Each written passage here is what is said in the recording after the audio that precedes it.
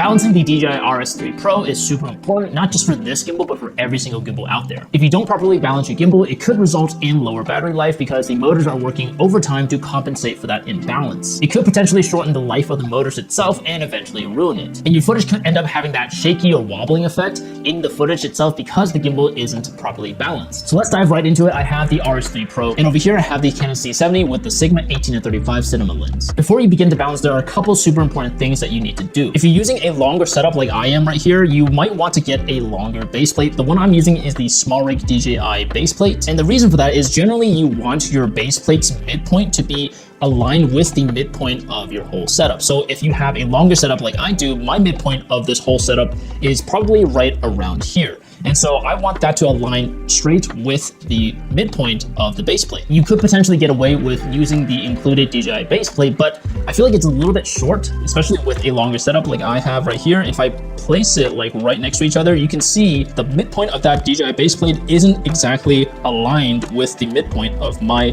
camera setup. And because of the weight distribution of a longer or heavier setup, the shorter DJI base plate might not give you enough room to balance it on the gimbal. I also really like base plates that have 2 screws for you at the bottom to secure it onto the camera itself versus just having 1 screw and having the camera shift its weight around. In addition to the base plate, you also want to attach other accessories like a follow focus, any sort of cables, flip out the LCD screen, make sure you have batteries in there already, ND filters, microphones, and anything else that you might want to attach on the camera before you actually go and balance. Now, if you're using a zoom lens where the barrel of the lens zooms in and out, you want to zoom in halfway before you start balancing. So for example, I'm on the 24-70 right here. I'm going to zoom all the way to 50 millimeters, and 50 millimeters is the halfway point for pretty much the 24-70 lens. And this way, when you balance at the 50 millimeter mark, you are compensating for the zooming out and also zooming all the way in. If you simply just balance it at the 24 millimeter end where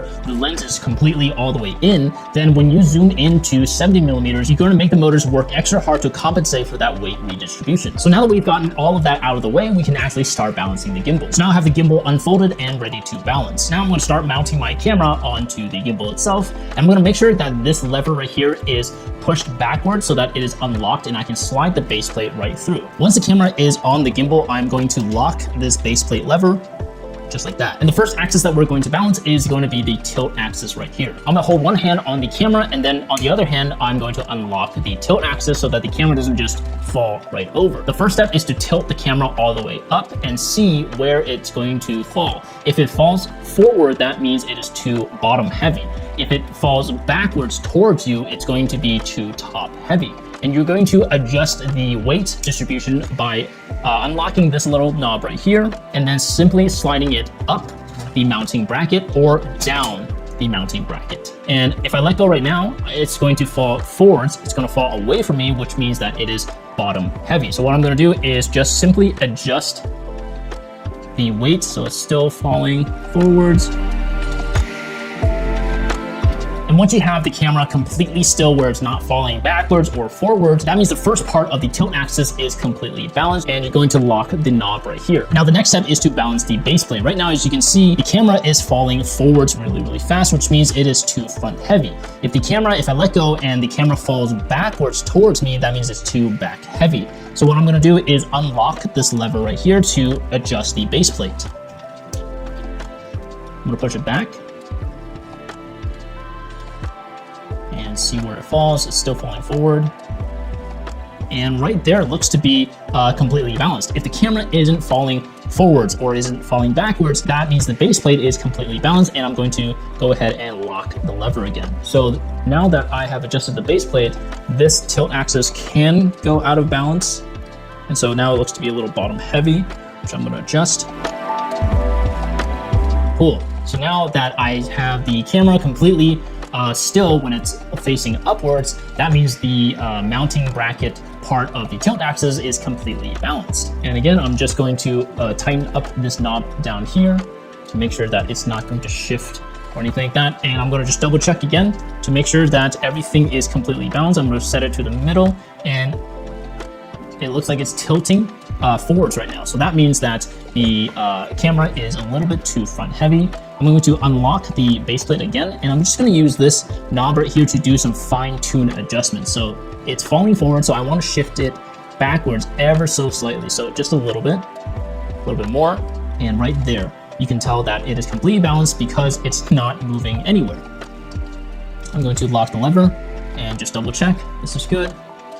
And this is also good. So with that, I'm going to lock the tilt axis again and make sure that it doesn't go anywhere. So the next axis that we're going to balance is going to be the roll axis in the back right here. And again, I'm going to hold the camera as I unlock the axis to make sure that it doesn't just fall onto the side. When the camera is facing you, if the camera is tilting and falling off to the left side, it is too left heavy. If it's falling to the right side, that means it's too right heavy. And all you're gonna do is push in the opposite direction of where it's falling.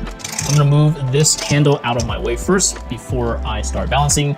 And I'm going to unlock the lever, and I'm going to just push in the opposite direction of which way it's falling. It's falling to the left, so it's too left heavy. I'm going to push towards the right side. One tip I have for you is if you're noticing that it's super duper hard to push on the axis, use one hand and support the weight of the camera. And that way the weight of the camera isn't dragging onto the axis itself, making it a little bit harder to balance. So I'm going to push up onto the camera itself, and then I'm just going to push. And now it's much easier to adjust the axis. Right now it is falling off to the right, so I'm going to push back to the left, and right there is perfectly balanced. If the camera isn't tilting left or tilting right, then it is perfectly balanced. And I'm going to go ahead and lock the lever again, just making sure. After I lock it, I'm going to make sure that it's not moving anywhere, and it's not. So I'm going to lock the axis itself to make sure that it's not going anywhere as I balance the last axis. Now the last axis to balance is going to be the pan axis down here. I'm going to start by unlocking the pan axis, and I'm going to take the whole thing and just tilt it towards the left side. Now if the camera is swinging counterclockwise,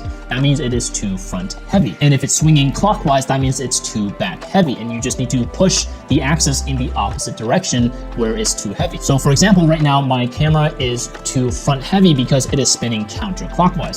I'm going to unlock the lever for the pan axis and just pull it backwards here and see if it tilts when I tilt it off to the left side. If it doesn't tilt, if it stays completely still like it is right now, that means it is completely balanced. So I'm going to lock it in place and make sure.